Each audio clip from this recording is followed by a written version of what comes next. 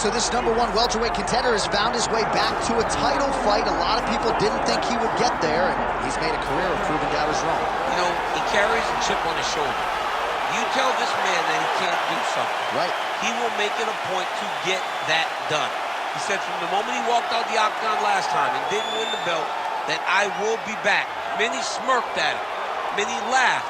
But his inner circle believed that it was only a matter of time before their guy got another chance, and when he got here, he would get the job done. Now, some would argue he wasn't ready the first time around. I think that's probably a little bit too simplistic, but there's no denying.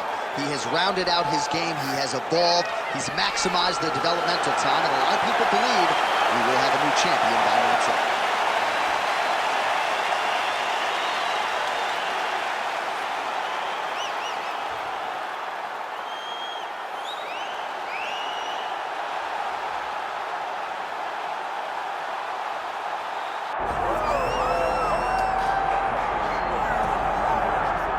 All right, here we go with the former world title challenger, Gilbert Burns. Perhaps a little bit undersized for welterweight, but he has resided within this top 5 since he moved up from 55. From the moment, John, you didn't know what to expect from Gilbert Burns at 170, but he has shown that he has the ability to compete with the best, and if you aren't the best, he buzzes right through you.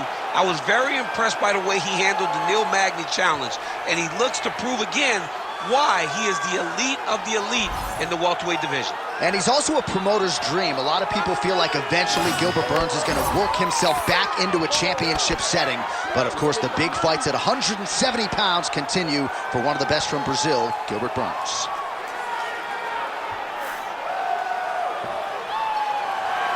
Gilbert Burns, ready to make his statement here tonight.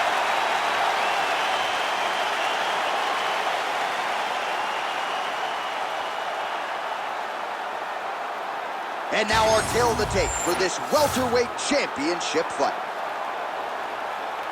All right, we send it back inside the octagon. Here is Bruce Buffer. Ladies and gentlemen, this is the main event of the evening.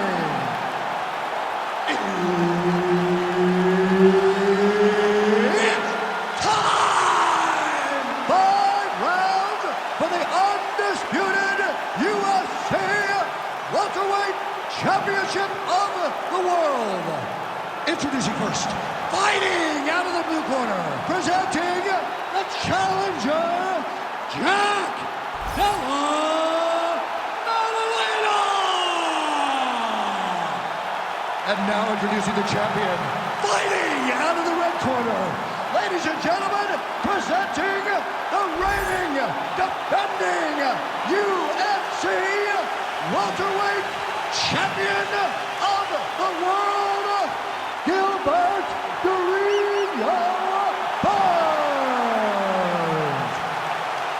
The veteran Herbert Dean, our referee for this one. Ready.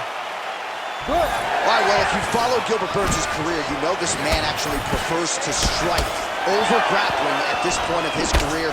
He has gone to great lengths to round out that side. Gets back to his feet. Oh! Huge left hand. That punch was deflected. Nicely done. Trying to establish that jab once again.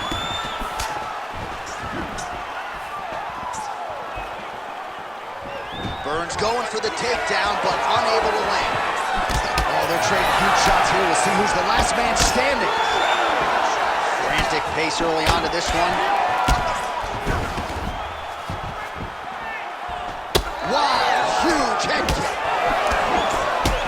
No feeling out process, folks. Here we go. Edge of your seat action right out of the chute. These dudes are trading very early in this fight. This is good. Oh, big leg hook there. Oh!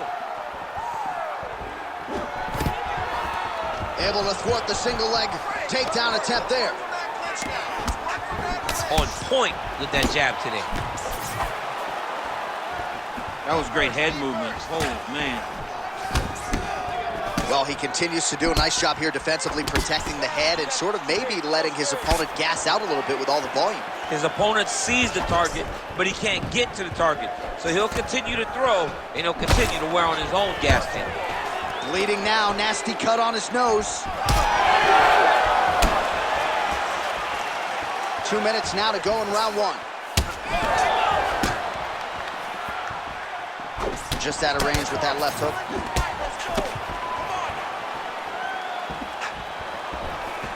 Nice jab.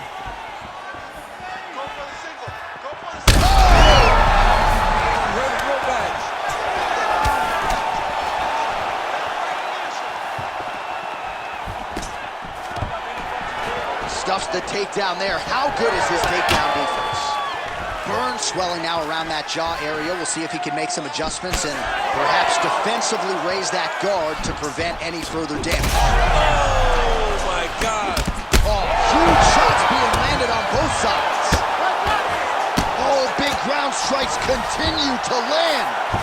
Oh, high elbow kick. Oh, it's tight. He's got the choke in. But he got out. What a great job attacking the lock, rolling to your back, giving up the mount. He chose a much worse position over giving up that submission. Making all these shots count. Round two straight ahead. All right, there's the horn. The round is over, but not before he was cut on his nose from the strikes in that round. Back to the stool. Cut man is in. Should be able to shut that cut and prevent it from becoming an issue moving forward. But, of course, as soon as he gets struck in that next round, it could open back up.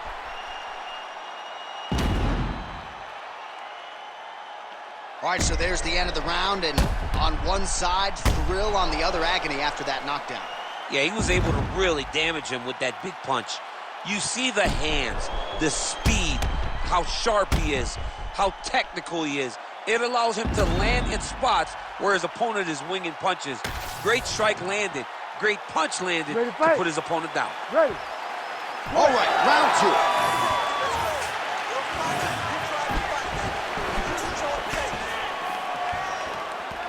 Block that shot there. He needs to start looking to finish now because he's got his opponent hurt very bad. Postures up, knee on belly, he's raining down ground and pound. He has to move or the fight is gonna get stopped. Look at that. Recognizing he's about to lose position. I need you to scramble, scramble. Burns is going for the sub here. Oh, he's in trouble here, DC. He's got the triangle with a lot of pressure going down on his opponent. Knee on belly.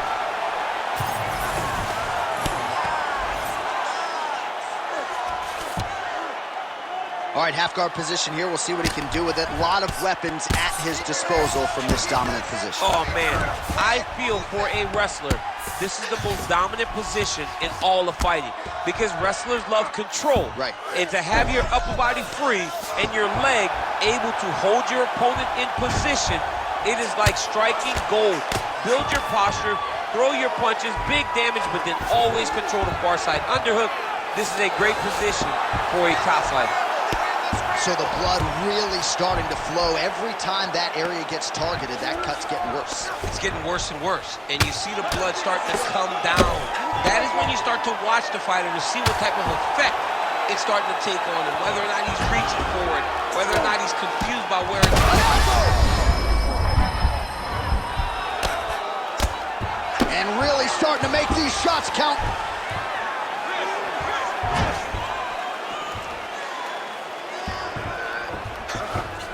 Just gotta be careful here. Let's go. Get him off. Get him off. Rear naked choke. Oh, he's got him in a choke here. Oh, he is out. How good is that? That is phenomenal submission defense by this young man. Working out of the half guard here. All right, feet on the hips here. Pretty good work with the ground and pound here by Burns. These ground strikes are starting to add up.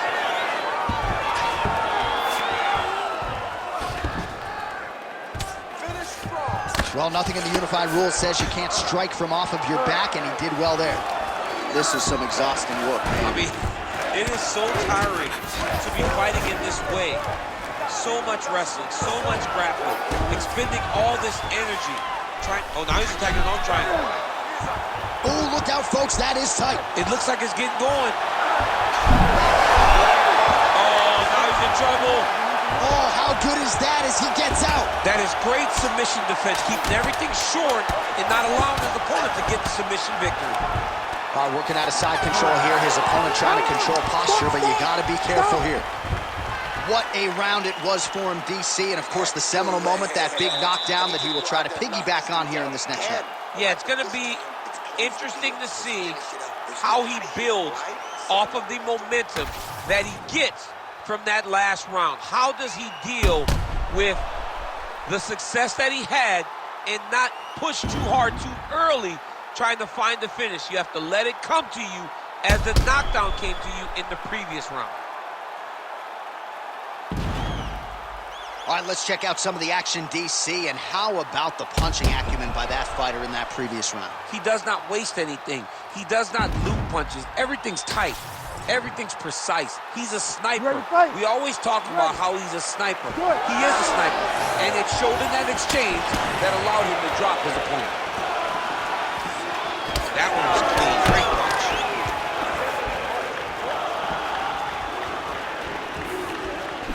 Big shot to the head. Well, we wondered earlier why there weren't as many body strikes. He's making up for lost time here. Shot to the body connects, and that bears watching. That's going to hurt this opponent. All right, so now big strike lands. Big strike lands. Now he looks to try to chase down that finish.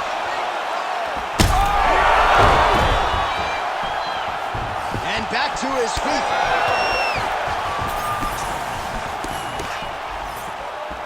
All right, so an opportunity goes by the boards. He had him stunned, nearly finished, and now his opponent has recovered. His opponent recovered.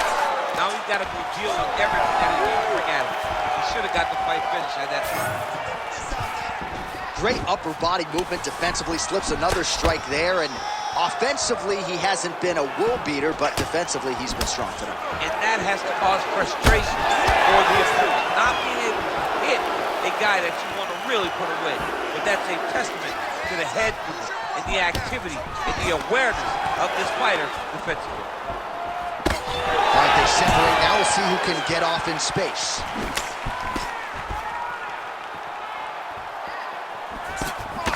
So we have passed the midway point in the fight. Well, not sure if he's lighter on his feet or what it is, but these last couple of rounds, he's been far more aggressive, a lot more pressure. Oh, he's really starting to light him up now. That right eye's looking pretty swollen. Busy in the clinch, lands that punch.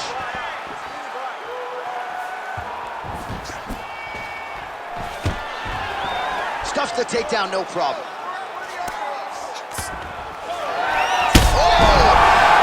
That's it! Gilbert to read your birds!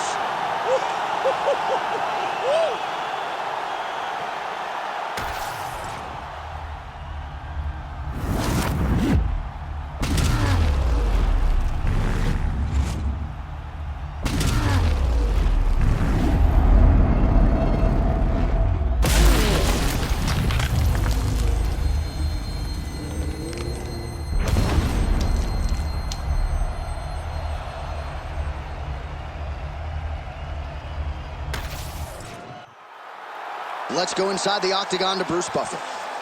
Ladies and gentlemen, referee Herb Dean has called a stop to this contest at 3 minutes, 18 seconds of round number 3. Declaring the winner by knockout and still the undisputed UFC welterweight champion of the world, Gilbert "The Ring Burns." All right, well, a lot of fans wondered, a